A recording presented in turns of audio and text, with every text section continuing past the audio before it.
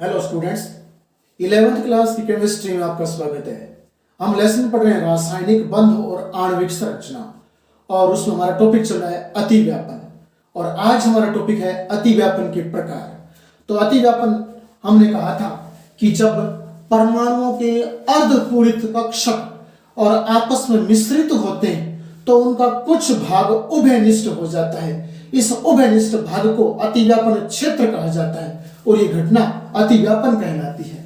और आज अतिव्यापन के प्रकार में देखिए, पहला प्रकार है एस एस अतिव्यापन। कौन से वाला? एस एस अतिव्यापन। यानी याद रखना, एक परमाणु का भी एस कक्षक और दूसरे का भी एस कक्षक और दोनों अर्धपूरित होंगे तो वो आपस में जब मिश्रित होंगे तो आपस में मिल जाएंगे और मैं उसे बोलूंगा एस एस अतिव्यापन। तो याद रखना, दो अर्धपूरित एस कक्षक जब अंतर्नाभिकीय अक्ष पर अतिव्यापन करते हैं, दो अर्धपूरित एस कक्षक जब अंतर्नाभिकीय अक्ष पर अतिव्यापन करते हैं तो उसे एस एस अतिव्यापन कहा जाता है। और इसमें सिग्मा बंध बनता है। कौन सा बंध बनता है?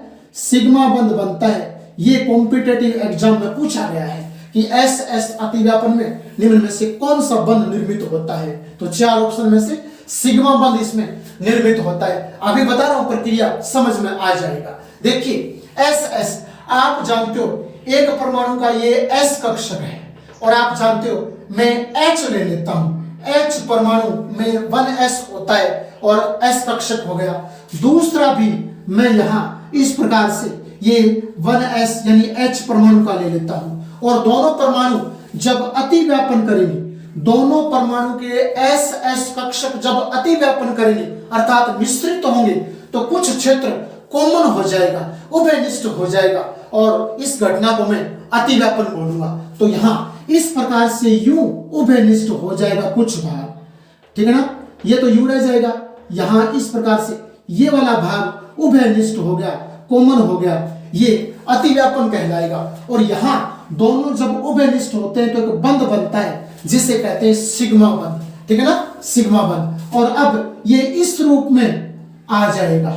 जब ये इस रूप में आ जाएगा तो यहां ध्यान देना, इस प्रकार से यूं हो जाएगा और ये H2 अणु बन जाएगा। क्या बन जाएगा? H2 अणु। तो ये एस एस अतिव्यापन है। एस कक्षक तो बोलूंगा एस एस अतिव्यापन। जैसे फॉर एग्जांपल इसमें H2 अणु का निर्माण इस प्रकार होता है। H2 अणु में H और H में S कक्षक होते हैं, S कक्षक मिलते हैं तो अतिव्यापन होता है। अतिव्यापन से H2 अणु का निर्माण होता है और इसमें सिग्मा बंध बनता है। तो ये एस एस अतिव्यापन हो गया।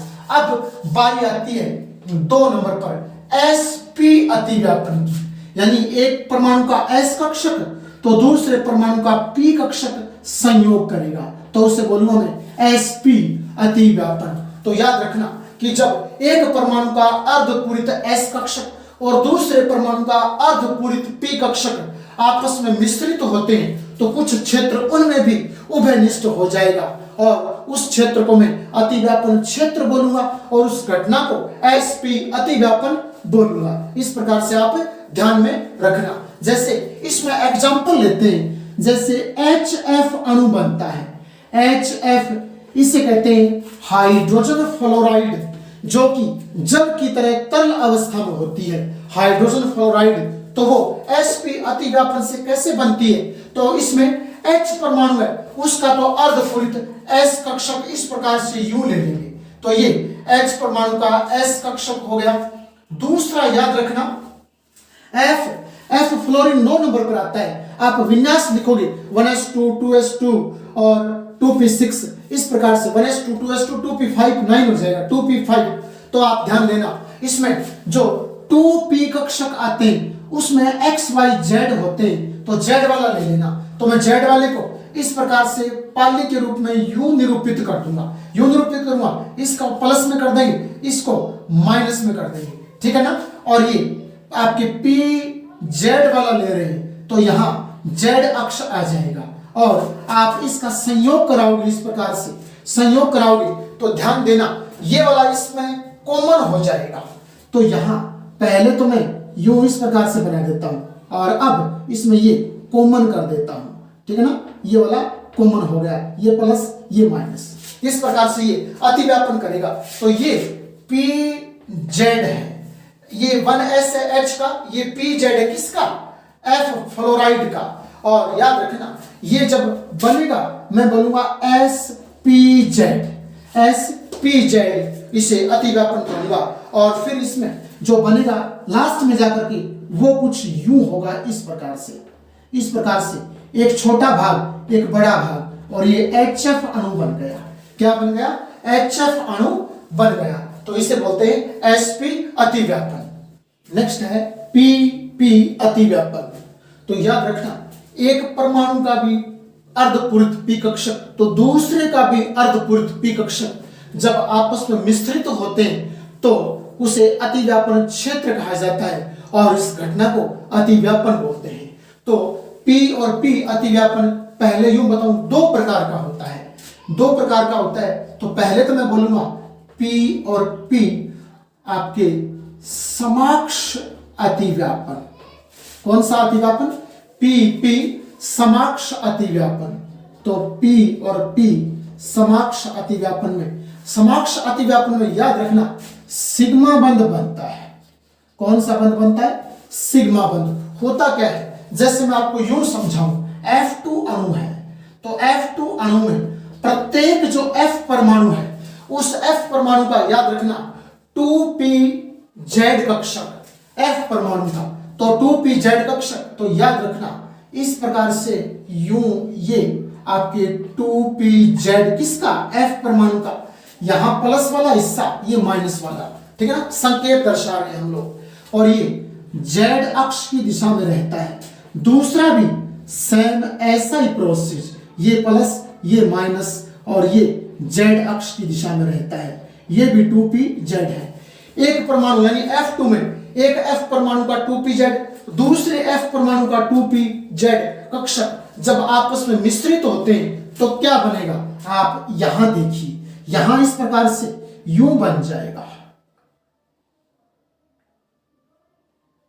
यहां इस प्रकार से यूं बन जाएगा, यहां प्लस के हिस्से और बाहर की तरफ माइनस के हिस्से रह जाएंगे और अंततः, अच्छा इससे मैं बोलूंगा 2pz और 2pz अतिव्यापन, 2pz अतिव्यापन। अंत में क्या बनेगा वो देखिए, अंत में इस प्रकार से यूं बन जाएगा, इस प्रकार से, और सेम ऐसा ही बन जाएगा लेकिन इसे हम डॉट से लगा देंगे इस प्रकार से। ये बन गया F2 अणु।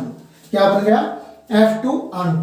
तो यहां याद रखना ये समाक्ष अतिव्यापन का मतलब एक ही रेखा के रूप में और अतिव्यापित होते हैं, यानी क्षेत्र में कॉमन हो जाते हैं एक ही साइड से, इस प्रकार से लंबवत रूप में, जब आपके क्षैतिज रूप में, जब क्षैतिज रूप में यूं आपस में जुड़ जाते हैं तो वो होता है समाक्ष अतिव्यापन, समाक्ष अतिव्यापन।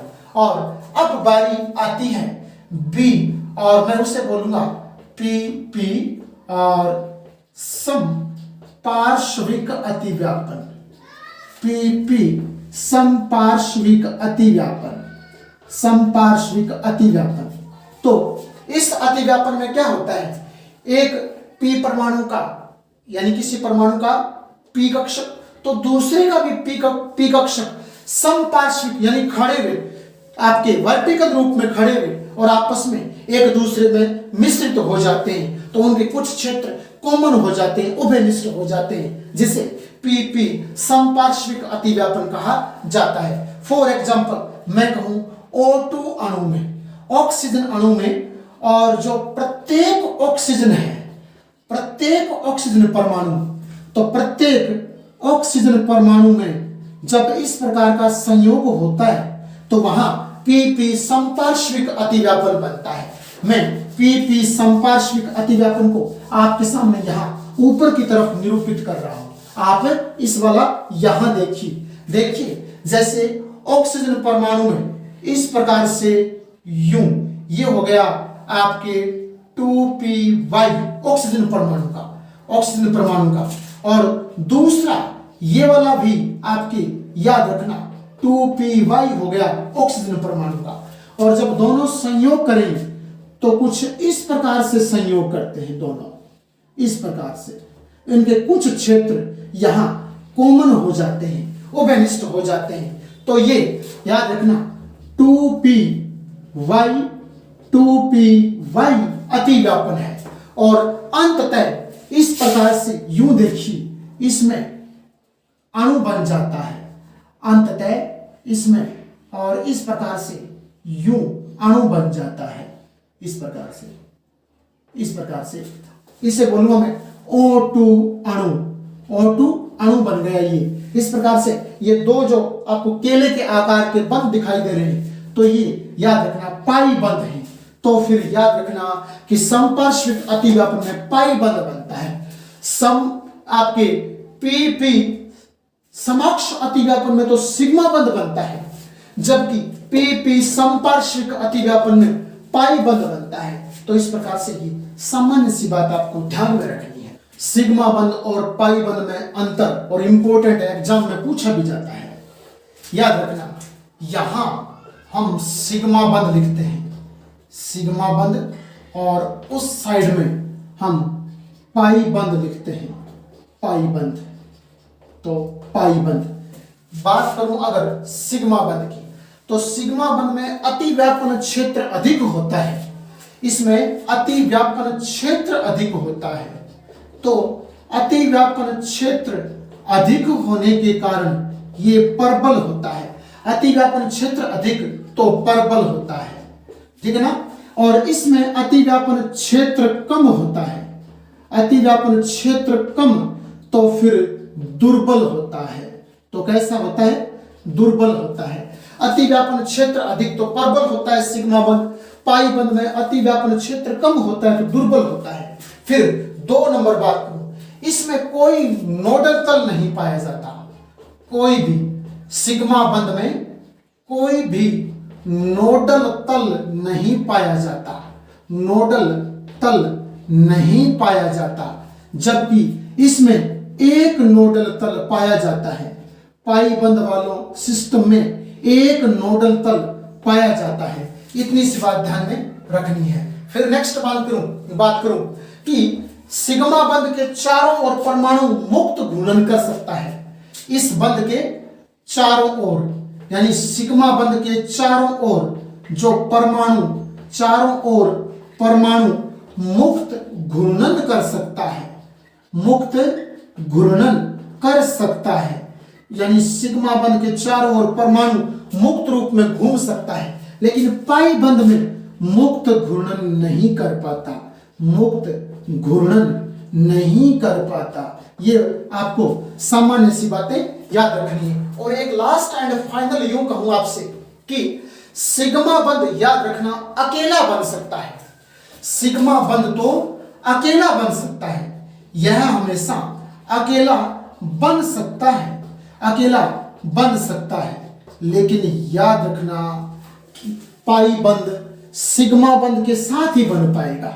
यह याद रखना, यह अकेला नहीं बन पाता है, अकेला नहीं बन पाता है, बल्कि पाई बंद है वो अकेला नहीं बन पाता, तो वो सिग्मा बंद के साथ ही बन पाता है। तो सिग्मा बंद के साथ ही बन पाता है, अकेला नहीं बन पाता। ये सामान्य सी और बातें